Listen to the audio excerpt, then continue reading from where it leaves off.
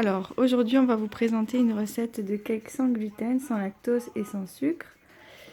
Donc, c'est avec des sucres naturellement présents dans les aliments. Donc là, je vais vous présenter la recette. C'est très facile. J'ai mis tous les ingrédients dans l'ordre. Comme ça sera très rapide à faire. Donc, on a commencé par écraser une banane. Ensuite, on a mis une compote de pommes, 2 œufs, donc entiers, 2 cuillères à soupe de miel, une cuillère à café, non, même une cuillère à soupe de cacao en poudre, ça dépend, c'est en fonction du goût que vous avez envie d'avoir.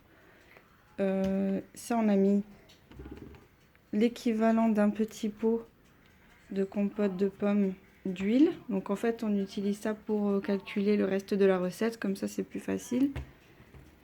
De bicarbonate, une cuillère à café de bicarbonate de soude alimentaire. Donc ça, on trouve ça en magasin.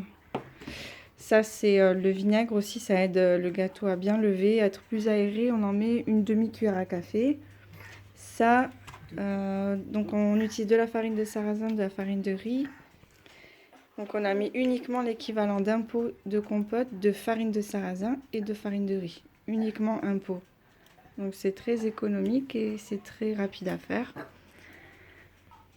Une fois qu'on a mélangé tous les ingrédients, ben voilà, on n'a plus qu'à verser dans le moule et à rajouter ce que l'on veut par-dessus. Soit on peut rajouter soit des pommes, des fruits rouges, voilà, ce que vous voulez par-dessus pour rajouter un petit peu plus de goût.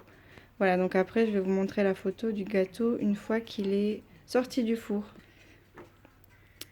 Pour ce qui est de la cuisson, donc on préchauffe le four à 170 degrés environ et on le laisse cuire pendant 15 à 20 minutes en vérifiant de temps en temps.